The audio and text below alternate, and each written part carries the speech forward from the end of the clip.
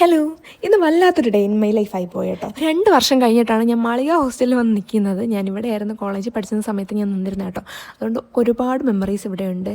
എൻ്റെ ബേബിയുടെ ആയാലും പിങ്കിയുടെ ആയാലും ഇത് 2 ഹാംസ്റ്റേഴ്സാണ് കേട്ടോ. അവരുടെ എല്ലാ മെമ്മറീസും കാര്യങ്ങളും എല്ലാം ഉള്ളൊരു ഹോസ്റ്റലായത്. അപ്പോൾ ഞാൻ ഒരു ഷൂട്ടുണ്ടായിരുന്നു കോട്ടയത്ത്. അപ്പോൾ ഞാൻ ടെസ്സി ആൻറ്റി അടുത്ത് പറഞ്ഞു, ആൻറ്റി എനിക്ക് ഒരു ദിവസത്തേക്ക് അവിടെ വന്ന് നിൽക്കണം എന്ന് പറഞ്ഞു. അപ്പോൾ ആൻറ്റി പറഞ്ഞു വന്ന് നിൽക്കാൻ, ഇതാണ് ടെസ്സി ആൻറ്റിയുടെ വീട് കേട്ടോ. അപ്പോൾ എന്ത് പരിപാടി ഉണ്ടെങ്കിലും ടെസ്സി ആൻറ്റി അടിപൊളിയായിട്ട് അവിടെ നടത്തിരുന്നേക്കാം. അപ്പോൾ അതുകൊണ്ട് ആ ഹോസ്റ്റലിൽ നമുക്ക് അങ്ങോട്ട് പെട്ടെന്ന് അങ്ങോട്ട് മറക്കാൻ പറ്റത്തില്ല. പിന്നെ കോട്ടയം ഗൈസ്, നിങ്ങൾ എണീക്കുമ്പോൾ രാവിലെ എണീക്കാൻ നോക്കുക. ഞാൻ ഒരു 5 മണിക്കങ്ങനെ പറ്റും. ഹായ്, നല്ല മൂടൽ മഞ്ഞ്.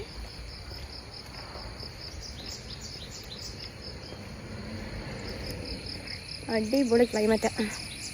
കോട്ടയത്തെ ക്ലൈമറ്റാണ് മക്കളെ ക്ലൈമറ്റ്. അങ്ങനെ കുറേ നാൾ കഴിഞ്ഞിട്ട് കോട്ടയത്തിൻ്റെ ഭംഗിയൊക്കെ ആസ്വദിച്ച് ഞാൻ നേരെ ഒരു 7 മണി ആയപ്പോഴത്തേക്കും ഞാൻ വണ്ടിയിൽ കയറി കേട്ടോ. അപ്പോൾ ഏറ്റുമാനൂരിൽ നിന്ന് തന്നെ ചെയ്യാനായിട്ടുള്ള വണ്ടി ഉണ്ടായിരുന്നു. അതിൽ കയറി നേരെ ലൊക്കേഷനിൽ വന്നിട്ട് ഫുഡ് കഴിച്ചിട്ട് ഞാനൊന്ന് ടച്ചപ്പ് ചെയ്തു. എന്നിട്ട് ഇരുന്നു, ഞാൻ വെറുതെ ഇരുന്നല്ലോ. ലൊക്കേഷനിൽ അറിയാമല്ലോ, വെറുതെ പോസ്റ്റ് അടിച്ച് കുറേ നേരം ഇരിക്കാം. അങ്ങനെ കുറച്ച് നേരം ഇരുന്നപ്പോഴത്തേക്കും കുറച്ച് നേരം നടന്നു വരുന്നുണ്ടോ. അപ്പോൾ ഇതാരാണെന്നുള്ളത് കമൻറ്റ് ചെയ്യണം കേട്ടാ. പിന്നെ കുറേ നേരം കഴിയുമ്പോഴത്തേനും ക്ലൈമറ്റൊക്കെ ഒന്ന് ചേഞ്ചായി വന്നു. എന്നിട്ട് മഴ പെയ്യാനുള്ള ഒരു കോള് കണ്ടു കേട്ടോ.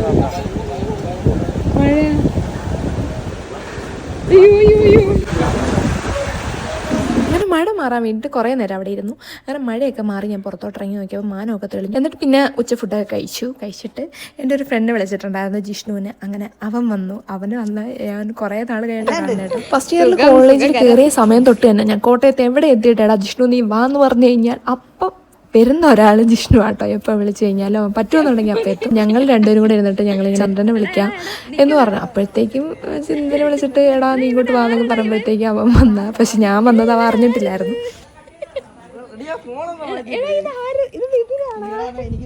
ഞങ്ങളൊക്കെ ശരിക്കും പറഞ്ഞാൽ കണ്ടിട്ട് 2 വർഷമായി കേട്ടോ. ശരിക്കും ഞങ്ങൾ കോളേജ് കഴിഞ്ഞ് ഗ്രാജുവേഷൻ ഡേയുടെ അന്ന് കണ്ടതാണ്. അതിനുശേഷം ഇപ്പോഴാണ് എല്ലാവരും കാണുന്നത് കേട്ടോ. അപ്പോൾ കുറച്ച് മാറ്റമൊക്കെ ഉണ്ട് എല്ലാവർക്കും. അപ്പോൾ അതിൻ്റെ ട്രോളും പറഞ്ഞിരിക്കുമായിരുന്നു. പിന്നെ ഷൂട്ടൊക്കെ കഴിഞ്ഞ് രാത്രിയായി ഇറങ്ങിയപ്പോഴത്തേക്ക് കൊച്ചി പാലാരിവട്ടത്ത് അവർ ക്യാബ് ബുക്ക് ചെയ്തിരുന്നത്. പക്ഷെ കുറേ നേരം വെയിറ്റ് ചെയ്തിട്ട് വന്നിട്ട് ഞാനൊരു ഓട്ടോ കയറി. കടയൊന്നും ഇല്ലാത്തൊരു സൈഡിലാണ് നിർത്തിയിരുന്നത്. അവിടെ വന്നിട്ട് കുറേ നേരമായിട്ട് എന്നെ സ്കെച്ച് ചെയ്ത് നിൽക്കുന്നു. എന്നിട്ട് റൂമിലെത്തി ഞാവൽപ്പഴമൊക്കെ കഴിച്ച് ഞാൻ കിടന്നുറങ്ങി. Okay bye.